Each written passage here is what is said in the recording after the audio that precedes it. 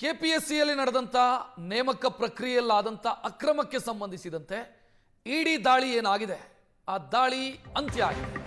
ಸತತ 42 ಗಂಟೆಗಳ ಕಾಲ ಪರಿಶೀಲನೆಯನ್ನು ಮಾಡಿದ್ದಾರೆ ಇಡಿ ಅಧಿಕಾರಿಗಳು. ನಿನ್ನೆ ತಡರಾತ್ರಿಯವರೆಗೂ ಕೂಡ ಶೋಧ ಕಾರ್ಯ ನಡೆಸಿದ್ದಾರೆ ಸಾಹುಕಾರ್ ಅವರ ಮನೆಯಲ್ಲಿ.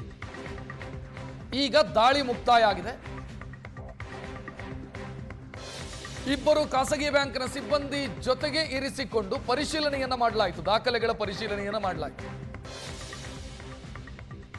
ಶೀಘ್ರದಲ್ಲೇ ಶಿವಶಂಕರಪ್ಪ ಸಾಹುಕಾರ್ ಅವರಿಗೆ ನೋಟಿಸ್ ಕೊಡುವಂತ ಸಾಧ್ಯತೆಗಳಿದೆಯಂತೆ. ವಿಚಾರಣೆಗೆ ಹಾಜರಾಗಿ ಅಂತ ಜಾರಿ ನಿರ್ದೇಶನಾಲಯದಿಂದ ನೋಟಿಸ್ ಕೊಡುವಂತ ಸಾಧ್ಯತೆ ಇದೆ. 42 ಗಂಟೆ ಪರಿಶೀಲನೆ ಮಾಡಿದ್ದಾರೆ ಇಡಿ ಅಧಿಕಾರಿಗಳು. ಶಿವಶಂಕರಪ್ಪ ಅವರ ಮನೆ, ಕೆಪಿಎಸ್ಸಿಯ ಕಚೇರಿ, ಇಲ್ಲೆಲ್ಲ ದಾಳಿಯಾಗಿತ್ತು. ಶಾಂತಾ ಹೊಸಮನಿ ಅನ್ನುವಂಥ ಒಬ್ಬರು ಕೆಪಿಎಸ್ಸಿ ಸದಸ್ಯೆ, ಮಧ್ಯವರ್ತಿಗಳು, ಅನುಮಾನಾಸ್ಪದವಾಗಿ ಅಂಕಗಳನ್ನು ಗಳಿಸಿದಂಥ ಪಶುವೈದ್ಯರಾಗಿ ನೇಮಕವಾದಂಥ, ಎಕ್ಸಾಮ್ ಬರೆದು ಪಶುವೈದ್ಯರಾಗಿ ನೇಮಕವಾದವರು ಅನುಮಾನಾಸ್ಪದವಾಗಿ ಅಂಕವನ್ನು ಗಳಿಸಿದವರು, ಇವರೆಲ್ಲರ ಮನೆಯ ಮೇಲೂ ಕೂಡ ದಾಳಿಯಾಗಿದೆ.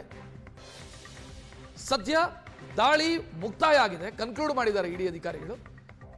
ಮತ್ತು ಶಿವಶಂಕರಪ್ಪ ಸಾಹುಕಾರ್ ಅವರಿಗೆ ನೋಟಿಸ್ ಕೊಡುವಂತ ಸಾಧ್ಯತೆಗಳಿದಾವೆ ಅನ್ನುವಂಥ ಮಾಹಿತಿ.